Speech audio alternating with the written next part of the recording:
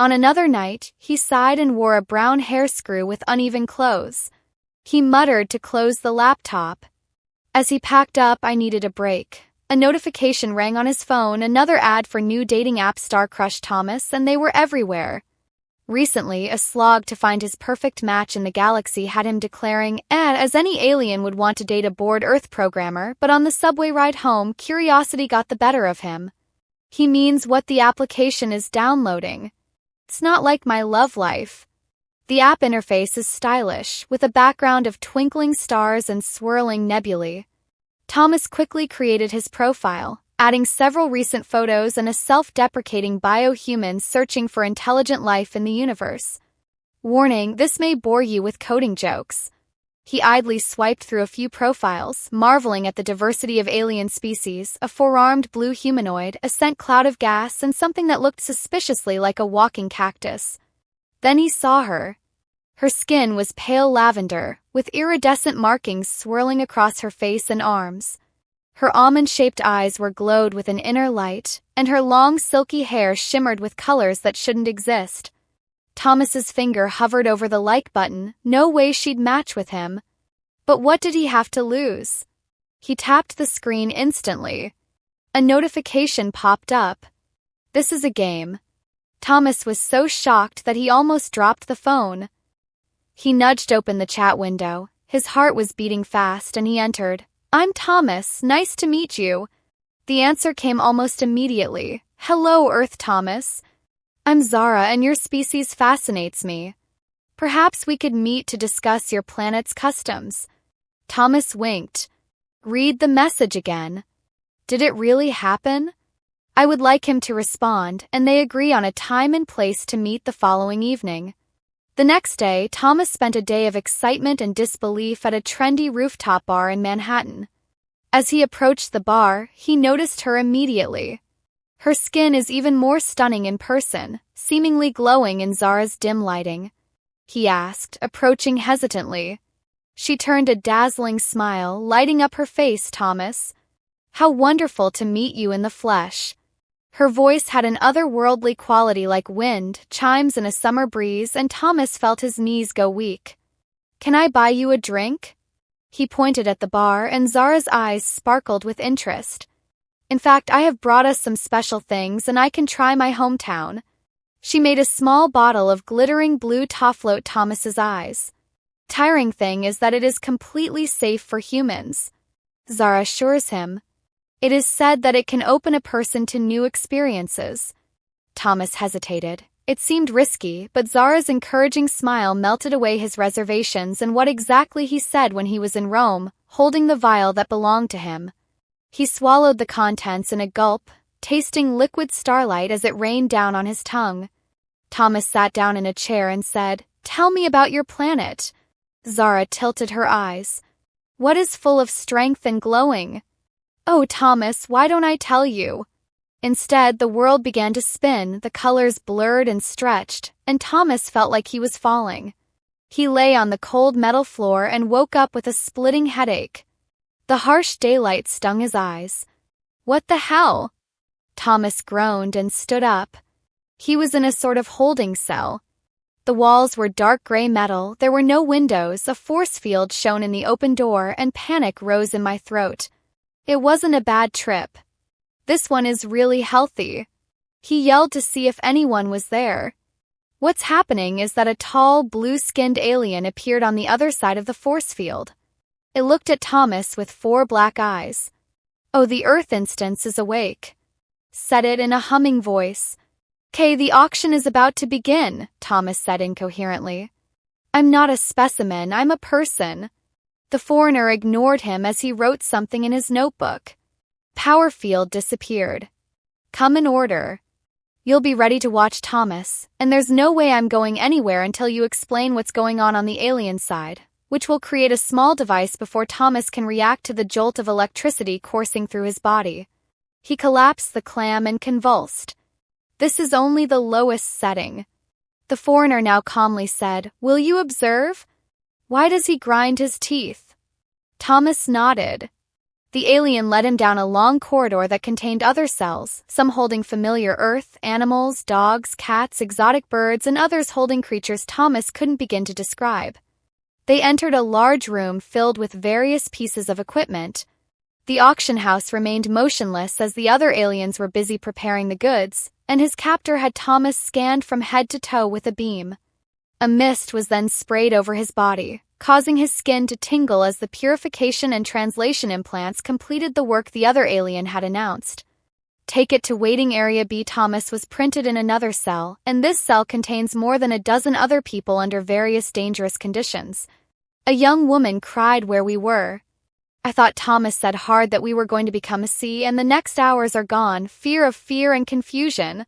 Finally, they were put on the stage behind the sparkling curtains. Thomas can hear the excitement of a group of people, and a thriving voice announces gentlemen and different attitudes of ladies. Welcome to the 93rd Annual Galaxy Exotic Pets Auction. Rose Thomas's curtains flickered in the sudden glare, reflecting the large amphitheater before him. Thousands of aliens of all shapes and sizes sat in their seats, all staring eagerly at the humans on stage. Let's start bidding with Lot 127, an earthly male specimen that horrified Thomas. They are talking about him. As he was pushed to the front of the stage, a spotlight focused on his face, observing his muscular tissue and thick head hair.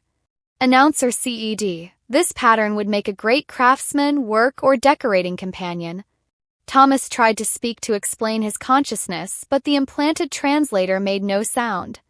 Realizing that they have impaired his ability to communicate with the crowd about his alien appendage, Rose, he offers a high price for the right to rule her. Thomas felt sick. Suddenly, the excitement near the front attracted his attention. We seem to have a special requirement. The humans, the esteemed Mirren and Ja, the Emeralds, and the royal family want to get a closer look at the specimen before the two aliens gracefully take the stage and Thomas's breath catches in his throat. Despite the surreal situation, he couldn't help but notice how attractive they were. Their skin was a rich emerald green, with intricate patterns swirling on the exposed skin, and their large almond-shaped eyes stared at Frank with curious eyes. Let's see those teeth, Millen, it said, grabbing Thomas's jaw. He tried to break away, but Ja held him firmly in place. Cold fingers tore at his lips, revealing his teeth. Not bad, scuffed, a little dull, but in good condition. Overall, pert Gia asked her how it felt to run her hands through Thomas's hair. It was so vulgar that Thomas shuddered, humiliated by the touch, despite knowing this couldn't happen. Now he was frantically thinking, let's see if it's a male or female Mirren, he said as he reached for the belt of Thomas's pants. He shouted, trying to break away from the laughter of the two women. Definitely male, Gia smirked and was rather reactive too. They conferred quietly for a moment, then turned to the auctioneer. We'll take it. Marinette announced the princess would be most pleased with this gift as they led him off the stage.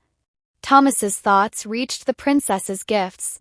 What new hell did he go inside, but a small part of his traders whispered, "At least your new owners are hot."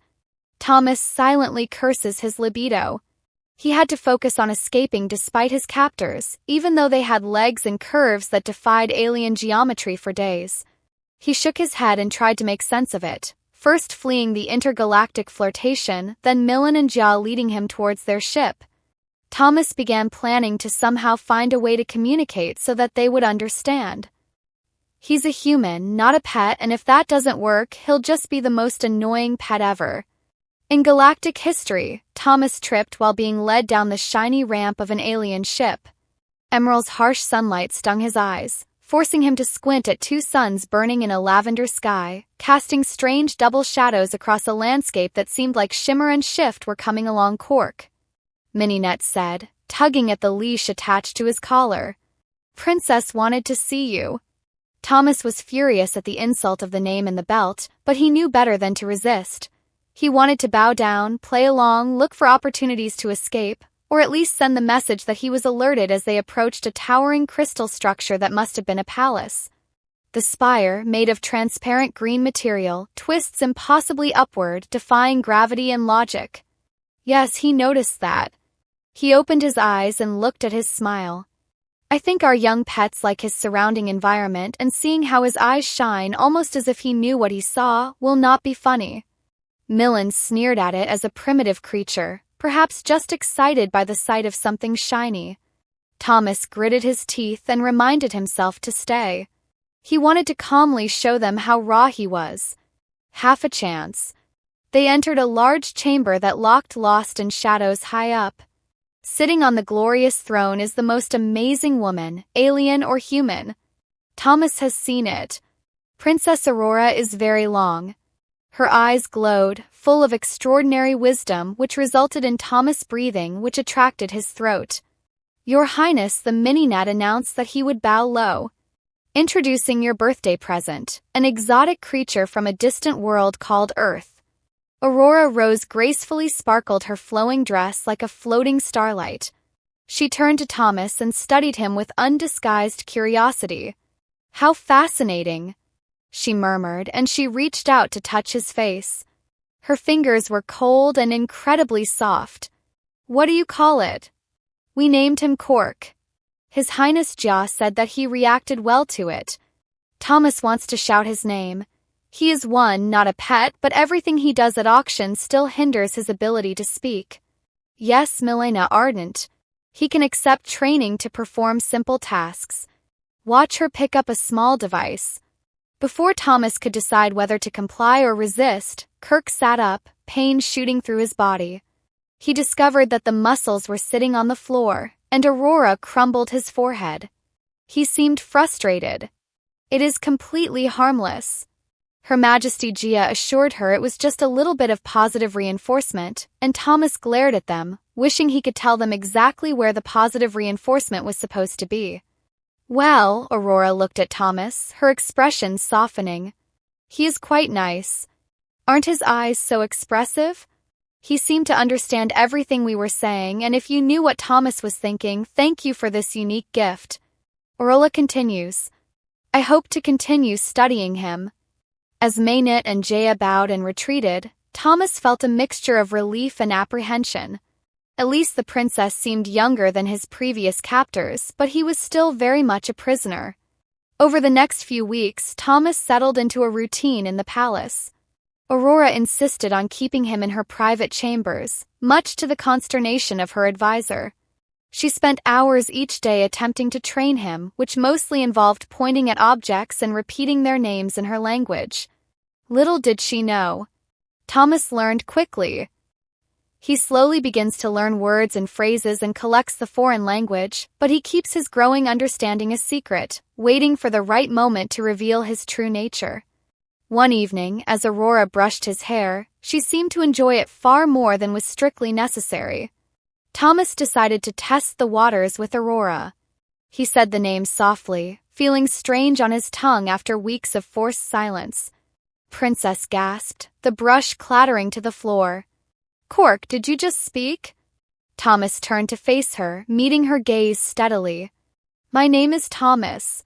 He said carefully in her language, I am not a pet. I am a being from the earth. Aurora stumbled back, her eyes wide in shock. It is turned off. You are an animal, a lower form of life, and I assure you I am no standing Thomas. My species may not be as technologically advanced as yours, but we are just as intelligent and aware. Princess shook her head, obviously trying to process the revelation, but if it were true, what had we done to us, the stars in the sky? Thomas took a step toward her. You didn't know his expression had softened, but now you know you can help me and make Aurora happy. I have to go back to my home. Aurora's clear eyes are filled with tears. I do not know what to do. If someone discovers this, it could cause an interstellar incident, but you're still here. As far as I know now, this is unreasonable. She began to walk, her dress swirling around her like mist, and Thomas couldn't help but admire her grace. Even in this moment of crisis, he put that thought aside and concentrated on the matter at hand. We don't have to tell anyone right away. He suggested. Let me stay here as your guest. We can come up with a plan together. Aurora stopped walking beside him thoughtfully. It might work, but you'll have to pretend to be a pet in public, at least until we find a way to explain this. Thomas nodded to my people and felt relieved. It's not freedom, but it's a start. As the days passed, Thomas and Aurora grew closer and closer. She was fascinated by his stories about Earth, and he found himself equally fascinated by the Emerald culture. They worked long hours. In the conversation, their initial embarrassment gave way to a warm friendship, but their growing ties do not attract people's attention. Other members of the royal court began to whisper an unusual princess attachment to pets. Some even ventured to suggest that her feelings might be more than platonic. Mrs. Vickers, a particularly ambitious CER, decided to investigate further when she caught Thomas in the castle gardens one afternoon while Aurora was busy with official duties. Great. Well, the bill is angry. There was a false sweetness in her voice. If not, it's the princess's favorite toy. Tell me about the little creatures of the earth. What makes you so special? Thomas remained silent, not knowing how to respond without giving himself away. Maybe I can free your tongue. She pulled out a small bottle filled with a sparkling liquid. This lovely mixture is known to have a great effect on lower life forms. Should we see how you react before Thomas can? The retreat Vex had poured into the contents of the vial. He spluttered and coughed, the liquid burning as it went down almost immediately. The world began to spin, colors became more vibrant, and sounds became more intense. Thomas felt a surge of euphoria, coupled with a complete loss of inhibition. My wife laughed as she watched him swing. Unstable. Are you full of surprises? I think you're more attractive this way. She ran her hand over his chest. Her touch sent shivers through his overstimulated body. Thomas knew he should pull away, but his limbs wouldn't cooperate. Lady Vex Aurora's voice cracked like a whip. What does it mean? Princess rushed to the garden. In his royal height, I simply checked your pet. He looked uncomfortable, so I managed a harmless addition, a harmless Aurora. He can barely stand. What did you give him when the two women were arguing? Thomas's sweet mind was struggling to focus. He knew he should be quiet and keep his cover, but the drugs had robbed him of his self-control. Aurora touched him, reaching for her, my shining star. My emerald goddess. Both aliens looked at him. Thomas Aurora eagerly said he just felt he was quiet, and you didn't know what you were talking about, but Thomas had gone far. He gave the princess a silly smile, but I knew it. I know you're the most beautiful being in the galaxy, and I think I'm in love with you. The last thing Thomas saw before passing out was Aurora's mixed terror and longing. Darkness then claimed that he was leaving the two stunned women to deal with the consequences of his inadvertent confession. When Thomas woke up, his head was stunned and his mouth was dry. He was back on Aurora. The princess sat on her face, wearing a disturbing and confusing mask. Thomas, she whispered. We need to talk, he groaned, recalling his drug-induced behavior. Aurora pushed back. Sorry, I didn't want to ask her to raise her hand and shut him up. What has been done is done, but now we have a much bigger problem. Lady Vex knows that you can only talk about it in time before all the court learns that Thomas gets up. What will we do? Aurora's expression hardened with determination. We will tell them the truth, all of this, and then we will change our ways, dear Thomas. As Emerald prepares to stand trial, they watch the universe, and Thomas can't help but feel a ray of hope.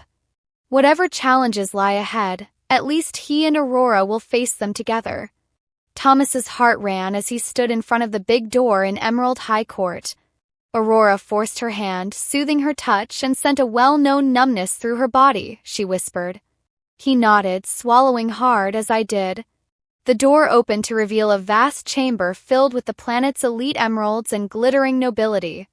Robes turned to stare as Thomas and Aurora entered. Whispers rippled through the crowd. Is that the princess's pet? Why isn't it on a leash? In the galaxy that takes place at the other end of the Chamber of Secrets, Emerald and the Council sit on high thrones, expressions of confusion and displeasure on their serious faces. Mrs. Vickers stood before them with a proud smile on her face. Your Majesty, Honorable Counselor, I have called this emergency secretary's session to postpone serious deception that threatens our lifestyle. She dramatically pointed to Thomas as this being. This pet from Earth is more than just an animal. Can talk, and worse, it confuses our beloved princess and fills the room with gasps and murmurs. Aurora stepped forward. Her chin held high. Counselor's noble emerald. What Mrs. Vickers said is partly true. Thomas was talking, but he wasn't confusing me. He showed me the truth. We have turned a blind eye for too long. She motioned for Thomas to join her. He took a deep breath and spoke to the stunned crowd and the flawless emerald people of the Emerald City. I am Thomas Anderson from Earth. I came into your world not as a willing pet but as a sentient being illegally enslaved. My planet may not be as technologically advanced as yours, but we are your intellectual and spiritual peers. Chamber was in chaos as the nobles shouted accusations of forgery and sorcery. Counselors consulted among themselves urgently. Finally, the chief counsel raised his hand in silence. This is an unprecedented case. If what you say is true, it could shake the foundations of our society. We need proof of your claim title. Over the next few hours, Thomas underwent a series of tests.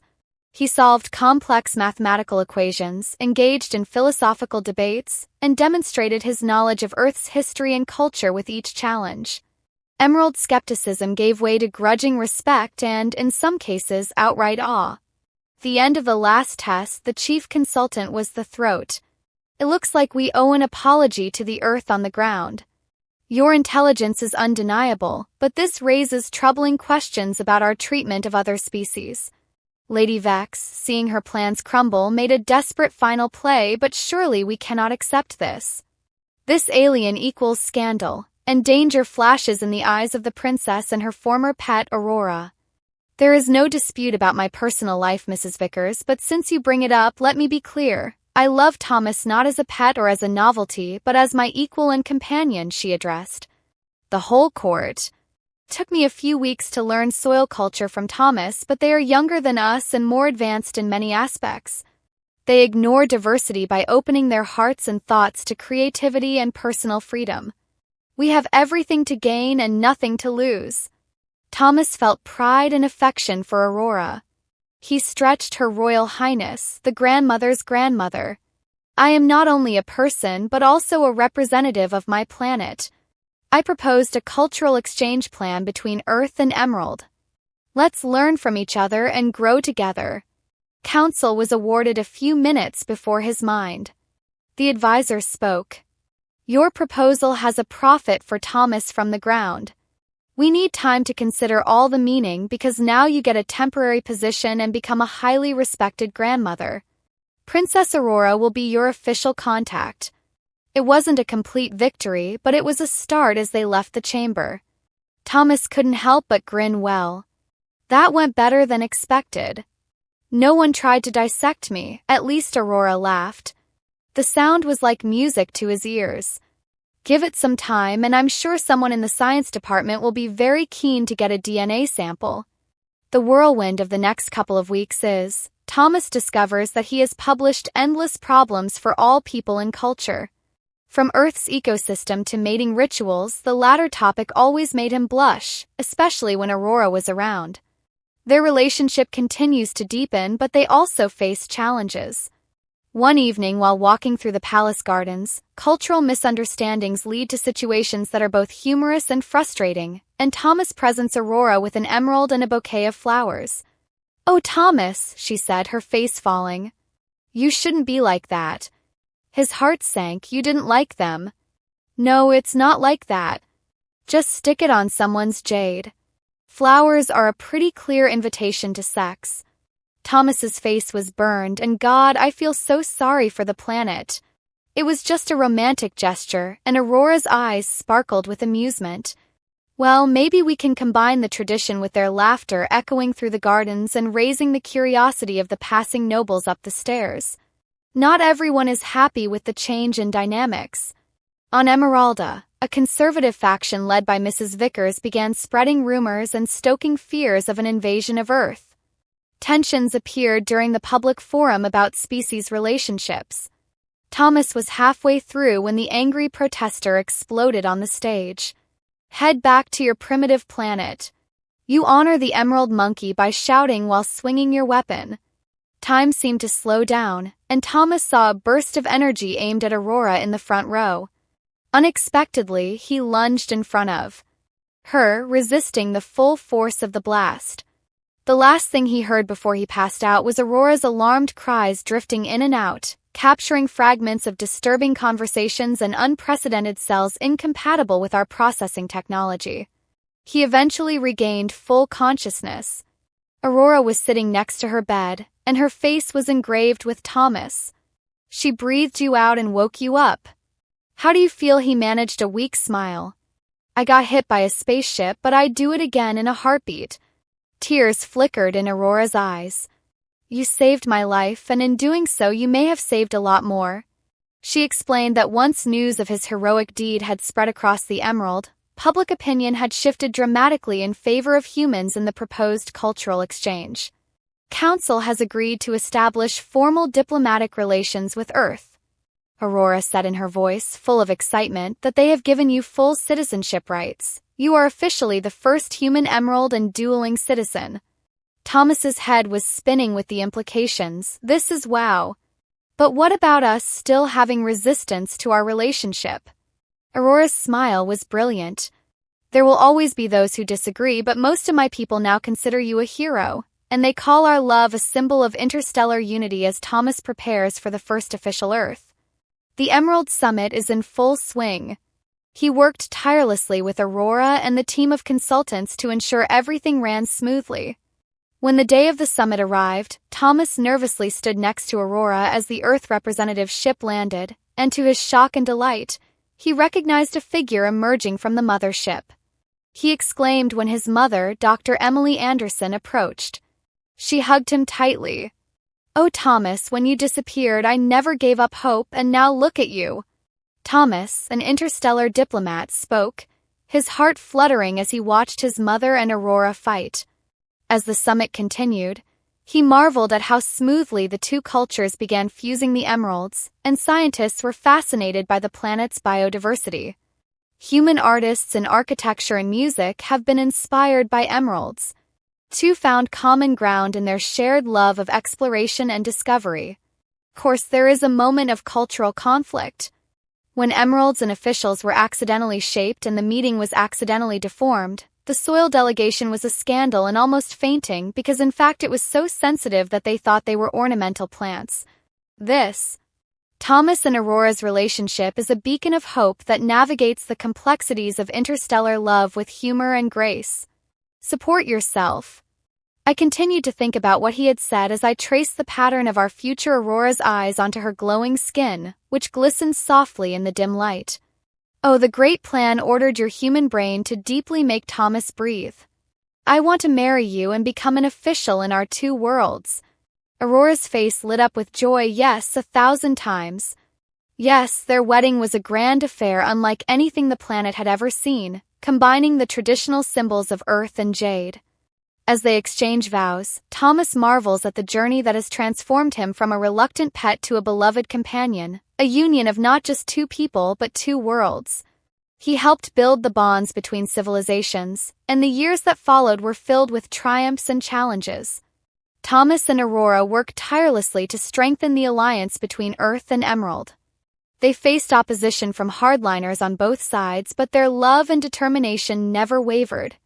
Their family grew welcoming children who were living embodiments of the unity between the two species. The sight of the little children with Aurora's glowing skin and Thomas's expressive eyes never faded. Even the coldest hearts took the first steps like the firstborn. Thomas reflected on the incredible path his life had taken. He had gone from a lonely programmer in New York to a key figure in intergalactic diplomacy, all because he'd taken a chance on a dating app. What do you think? Aurora asked as she stood next to him. Thomas combines the perfect combination as usual, although they have differences in biology. What he said was how lucky I am and how much I love you. Aurora's laughter sounds like a star. Why don't you show me just how much? As they came together in a passionate embrace, Thomas sent a silent thank you for whatever cosmic force has brought them together. Their love had changed not just their lives but the course of two civilizations, and somewhere in the vast expanse of space, a new star seemed to twinkle just a little bit brighter. Well, dear listeners, you have completed our intergalactic love story. We hope you enjoy this story of aliens, princesses, interstellar misunderstandings, and the power of overcoming love. Even the largest species differences. Just remember that the next time you swipe on a dating app, the hot alien profile may be real, but please, for the love of all that is holy in the universe, before you accept drinks on a first date, read the fine print. We all can't be as happy as time. Thomas credits the mood for love beyond the stars with a story about humans, emeralds, and questionable pet-keeping practices. May your romantic adventures be just as exciting, but perhaps with less risk of accidental enslavement. Be curious. Keep looking up at the stars, and always double-check if the charming alien is looking for a date or a new pet. Good night and good luck to the universe.